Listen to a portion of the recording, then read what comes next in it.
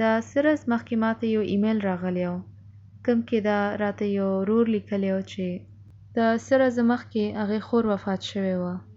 تاسو ټول دعا وکړئ چې خدای ورته ډېر وبخي او جنت کې ورته ځای درکړي.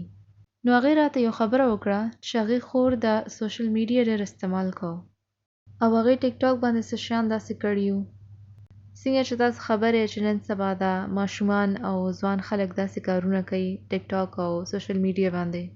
نو څه داسې کم عقل شیان هغې جینۍ هم کړي وو. نو هغې مور پلار سوچ وکړو چې دا ماشوم یې څه هم کړي وو کیدای شي چې اوس هغې ته دا هر څه خوښ نه وي او هغه غواړي چې دا هر څه ډیلیټ شي کوم څه چې هغې سوشل میډیا باندې اچولی وو. او کله چې هغوی دا هر شی له ډیلیټ کول غوښتل نو هغه ډیلیټ کېدل نه.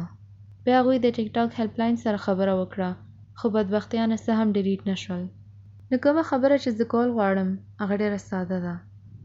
وروڼو، خویندو او ماشومانو، کله هم موږ د سوشل میډیا استعمالو نو موږ د هغې داسې استعمال نه کوو چې سبا له موږ مړ شو نو موږ د پښیمانه نه وو چې موږ شرمېږو دې نه.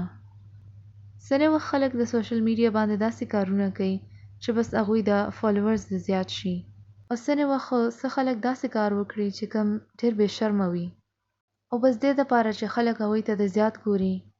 نو ځان ته دا تپوس وکړئ که سبا له زه مړ شم نو دا داسې شیان خو مې نه دي کړي چې کوم باندې به زه وشرمېږم. او دې نه تاسو ته یو بله خبره هم زده کېږي چې تاسو له دا خپل اوزګار وخت کې څه کول پکار دی.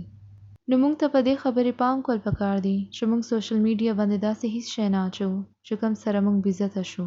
نو څه فضول شی اچولو نه ښه دی چې تاسو داسې څه شی واچوئ کوم نورو ته فایده درکوي او څه ښه خبرې زده کوي. نو زما دا مقصد ده چې زه تاسو ته دا ووایم چې موږ د بېکاره خبرو نه ځان وباسو او کله چې د خبره د سوشل میډیا راشي نو موږ د یو ذمهواره مسلمان جوړ شو او الله ته دعا وکړو چې هغه موږ ته سمه لار وښیي او هغې خور دپاره هم دعا وکړو چې کوم وفات شوې ده. او زه په دې خبرې ایمان لرم چې الله به هغې ته وبخي ځکه چې هغه رحمان او رحیم دی.